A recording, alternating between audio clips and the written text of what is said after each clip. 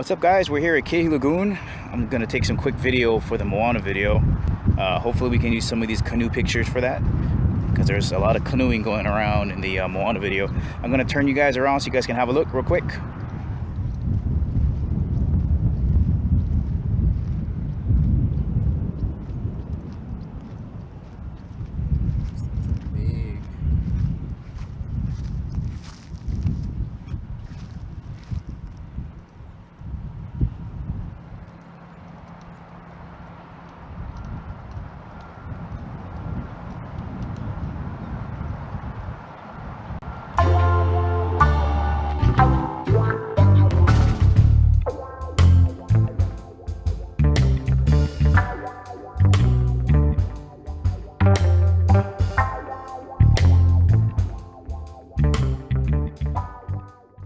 Okay, let's talk about Moana. What I want to do first is get out some of the viewer questions and then move it to the actual review section. So there's not many. Question number one was, hey Kimo, did you like Moana? Absolutely, I dug it. I thought it was a really good representation of what it was like to live in ancient Polynesia.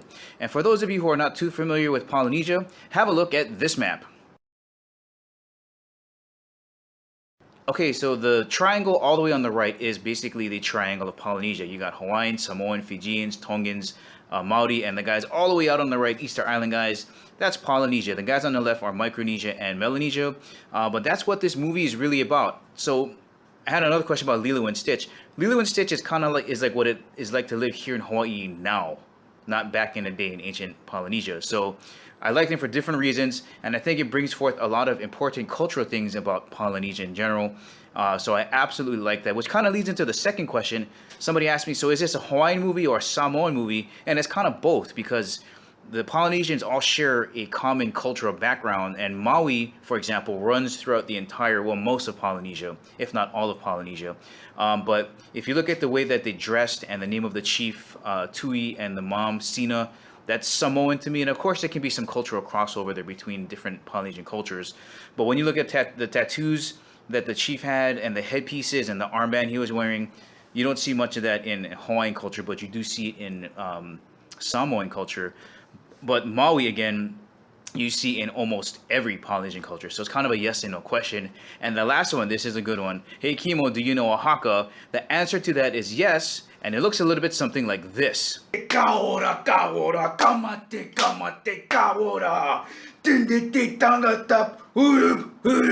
I'll make you guys a deal. If this video hits 500,000 views before January 1st, I will do the entire Haka for you. 500,000 views before January 1st, and you got yourself a Haka. Let's get into the review. First off, thank you so much, Disney, for giving the roles to Polynesians. So you got the two Samoan guys, you got The Rock Dwayne Johnson, Samoa, and you got Troy Polamalu, who was a villager talking about the leaky roof, and oh, Chief, your mom. Those are the two Samoan guys. You got the two Hawaii girls, and they're both Hawaiian. You got Ali, who goes to Kamehameha Schools. I'll talk about that a little bit later on. And Nicole from the Pussycat Dolls from West Side Waianae. What's up, girl? I see you. And the two Maori actors, Rachel House, who brings an unreal dimension to the grandmother, and my man, Jack Jake, Temueta Morrison. I know him as Jack Jake. No, not Jake from State Farm Jake. I'm talking Jack Jake from Once Were Warriors. If you haven't seen that movie, go check it out, because it is awesome. Came out around 1993, 1994. People know him as Jango Fett, but those are the two Maori actors, and they bring just an awesome dimension to the game. So again, guys, thank you so much, Disney, to bringing the Polynesian actors to the film. Let's go on to reason number two. Reason number two, a lot of great real cultural references to being Polynesian, okay? They're not made up, they're not fake. And I'm talking about stuff like the Coconut Song, the revisiting, the continuous revisiting of being open sea voyagers, and of course, Maui. All of that stuff is very real to Polynesians. Let's talk about the Coconut Song. So that basically says, hey, you know what? This coconut's very important to us. We use the husk, we use the juices on the inside, and they say that the water is really sweet. Coconut water is not sweet. The milk on the inside is sweet when you kind of squeeze it out of the meat. That's good. How they use the leaves for making fire and bacon and making shelters and all that stuff, that is for real. But the thing to listen for is, if you're going to rewatch it again, listen to a verse that says, we share everything. And that is very Polynesian. All right, what I want to talk about next is the voyaging aspect, the open sea voyaging of Moana, and of course the Legend of Maui, the Legend of Maui. But I want to put them kind of underneath the House of Kamehameha here, which is the school that Auliki goes to. She's the girl that plays Moana in Moana. And the reason I'm bringing that up is that's where I learned about voyaging and the Legend of Maui, and that's where she probably learned about them too. So here's some cool things about the school that I want to bring up. Number one thing is the name of the school. It's called Kamehameha Schools. And for you Dragon Ball fans out there, that is what Goku's energy blast is named after. It's Kamehameha. Kamehameha the First. Okay, he's the king that united all of the islands under one rule. How he did it, he basically went around and beat everybody up, conquered the islands, and put everybody under one rule. He did a lot of great political things to help out the state of Hawaii. So that's cool thing number one. Cool thing number two is you have to be Hawaiian to get into this school, okay? So way back in the day, Bernice Pauahi Bishop, who is of that Kamehameha lineage, set up bishop estates with the help of her husband, Charles Reed Bishop, and they made bishop estates that funds Kamehameha schools, okay? So that's cool right there. It's an estate. Now, what's cooler about that? Yeah, sure, you got to be Hawaiian to get in, but just because you're Hawaiian doesn't mean you're going to get in. The entrance requirements or the selection process is ridiculously steep. But here is the third coolest thing, and I'm going to go on record in saying this.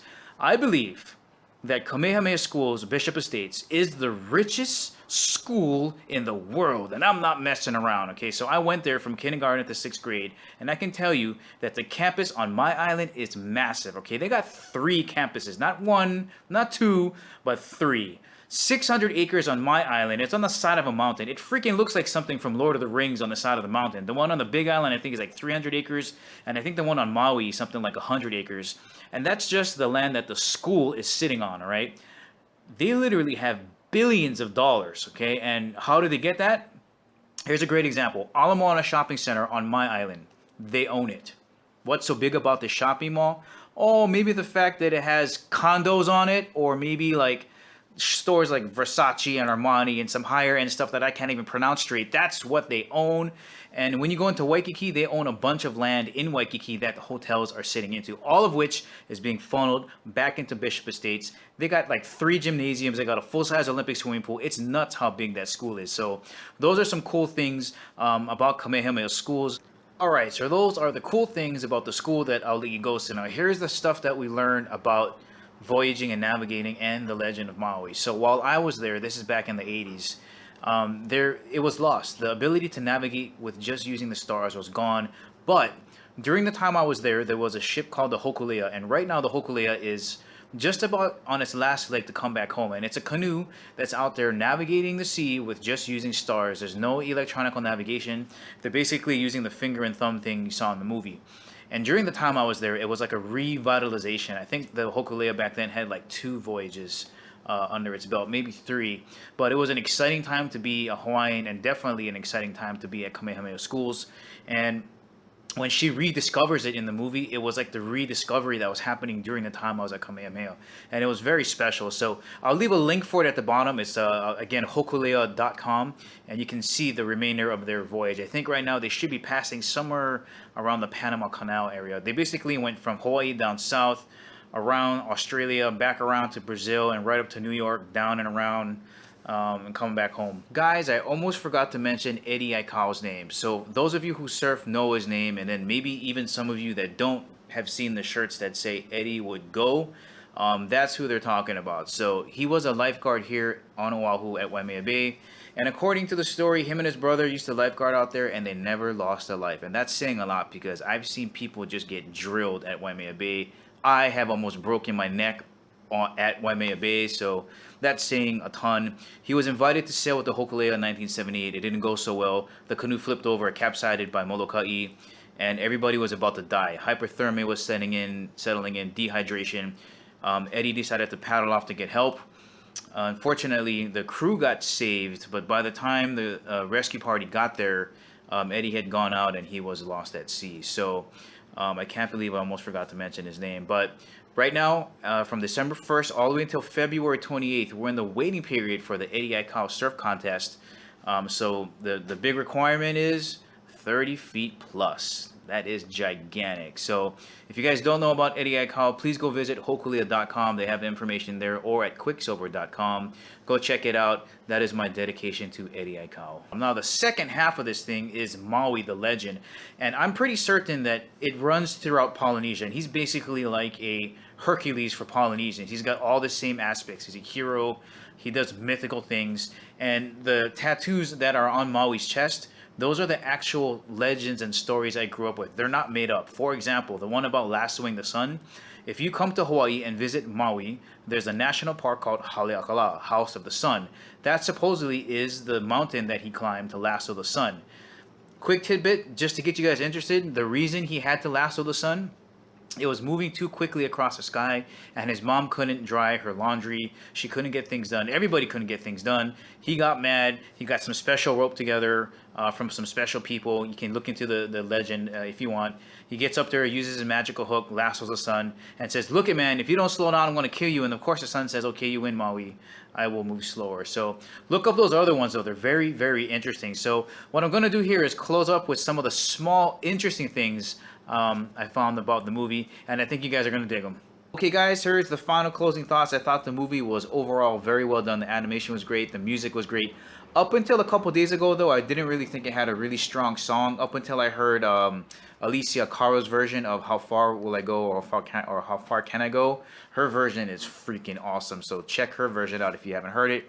Some things that I liked. I liked the usage of the old way of tattooing. That was pretty sick. Also, I like the way that they use the word "chee-hoo." So for those of you who don't know, "chee-hoo" is like a way of saying "yeah" for you guys on the mainland. If you don't know, here are some ways that you could use it. Let's say you're watching a football game and your team scores. You can go "chee-hoo." Maybe you meet a girl and she likes you, and you go home and in your bedroom you go "chee-hoo." Or maybe you're at a graduation and they call your friend's name and you're like "chee-hoo." Okay, enough already. Some of the other things I like were the usage of the ocean and the tattoo on Maui's chest. Non-verbal, right? So they don't say a thing, but they have really big personalities. It reminded me a lot of the carpet from Aladdin. If it wasn't for their humor, it would be really, really hard to push the action along in certain areas. My favorite character would have to be the grandmother. I like just the dimension that she brought. Her voice and her singing was really good. I also like the usage of the old way of making tattoos. That was pretty solid. The only thing I really wish they would have named the fire god, I wish they would have stuck to Pele, because she's our goddess of fire, and her sister Namaka, the ocean. But I can understand why they wanted to stay away from that, because then the movie would be about the Pele and Namaka when it should be the fire god person versus Moana. So I get it. But overall, the movie was fantastic. Guys, if you want to go see it, definitely go watch it. What I would do is watch this video first.